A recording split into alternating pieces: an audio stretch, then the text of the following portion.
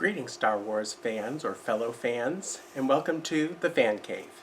My name is Doug Bell, and I have started this series to share some of my Star Wars collection in my own personal fan cave that my wife gave me on our 50th anniversary.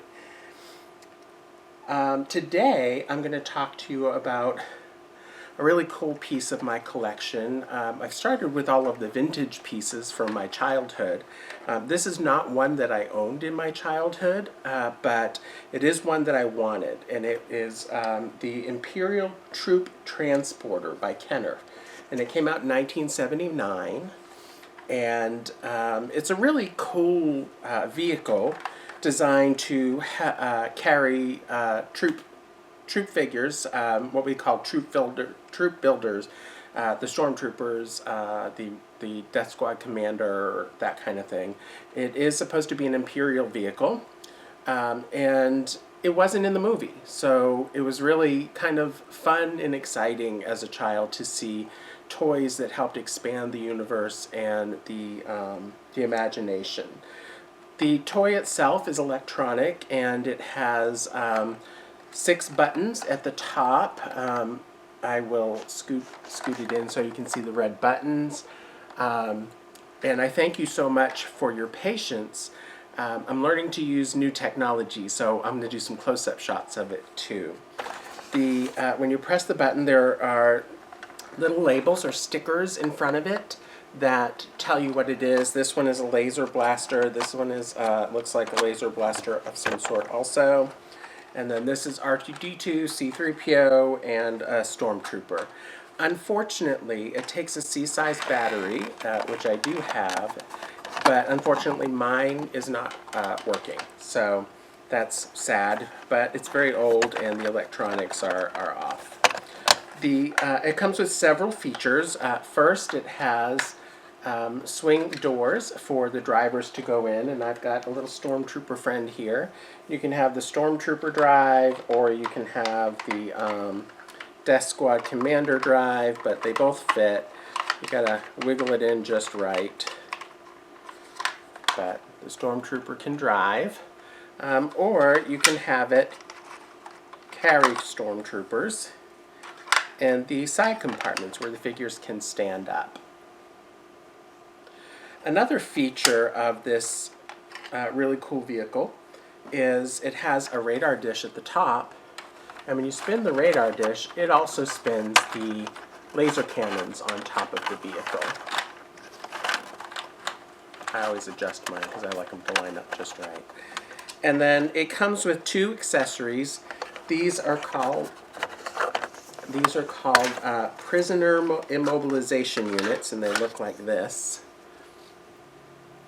And what they do is when they capture prisoners, got my little vintage Luke Skywalker here, I'm going to put him in the side, and we can put this over his head like this. And it's supposed to kind of electronically kind of hypnotize or dull the senses so that they don't try to escape. Now, something that I don't have the box for mine, I bought it open and loose, but it is complete, other than this one thing, the mini comic book. It comes with a mini comic book as well because it wasn't used in the movie, so they wrote a little comic book of how the Stormtroopers found the Jawas that sold the droids, and they used the Imperial Troop Transporter to get to the Jawas and slaughter them. Very dark day in Star Wars history. It does have a lot of decals, in addition to the ones that show you the picture of what sound is going to come out. It has decorative decals. The front of it has kind of vent or engine looking decals. There's the red trim on the doors, each of the doors, and these yellow dots that are up in the corner. These yellow rectangles on each of the transport compartments. And then on the inside, there aren't decals on the inside, but there is molded plastic that's shaped like buttons and gears to pretend that you're driving the vehicle. On the bottom, it doesn't really look like anything engine-wise, but it does have these floaty wheels, very similar to the land speeder, the original vintage land speeder, except it doesn't have any bounce give. So it just rolls. It doesn't kind of bounce or hover. And then the back has the plastic form decorative engine kind of style. And if you open the back, you've got a little bit more compartment for either another figure or a or weapons or what have you. And then there's an on and off switch. Again, mine's not working. Now, if for a little collector tip, if you buy vintage or used vehicles and toys that are electronic, you can use vinegar, good old vinegar, and some Q-tips to clean up the contacts. And so I did do that for mine, and it's still not working. Perhaps some of other fans out there have knowledge on ways to do it, but I cleaned up the battery contacts. And if you need to clean up just a light mess, like maybe some leaked battery acid or something, you can use just regular distilled vinegar. I have 30% acidity vinegar, so that's a little bit stronger. You don't want it to stay on the plastic or anything for long periods of time. But I used that, and I took apart the vehicle, and I cleaned all of the wire contacts as well. And that has helped for some of my vehicles to work with the battery, but for this one it didn't change anything. So when I press the buttons, nothing happens. But this is a really fun toy where you can make up your own stories in adventures for the figures.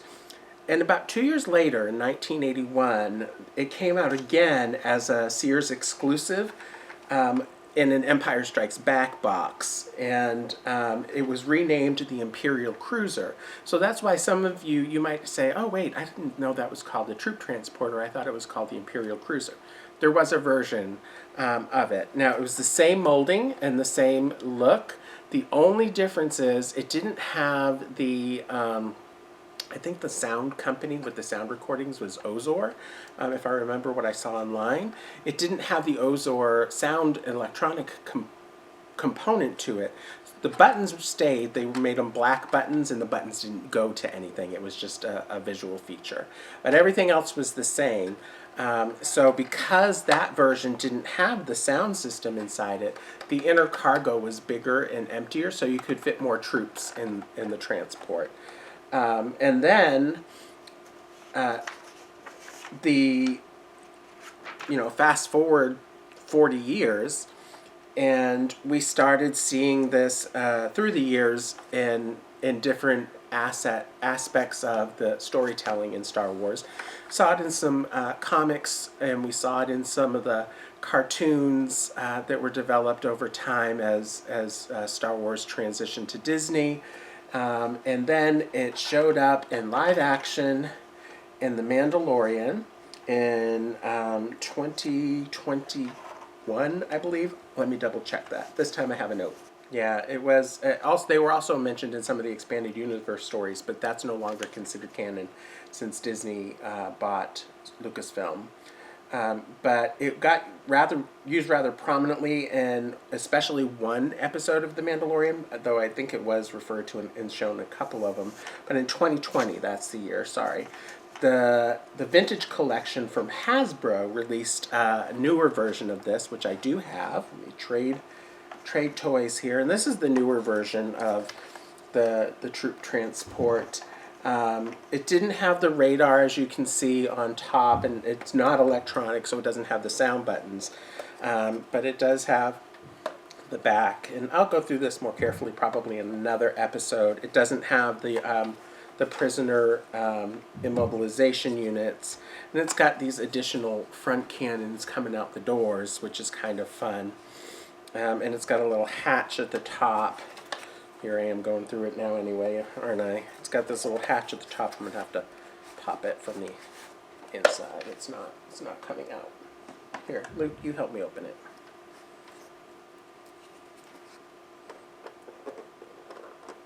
There we go. Luke opened it. But it's got this little top hatch to go down inside.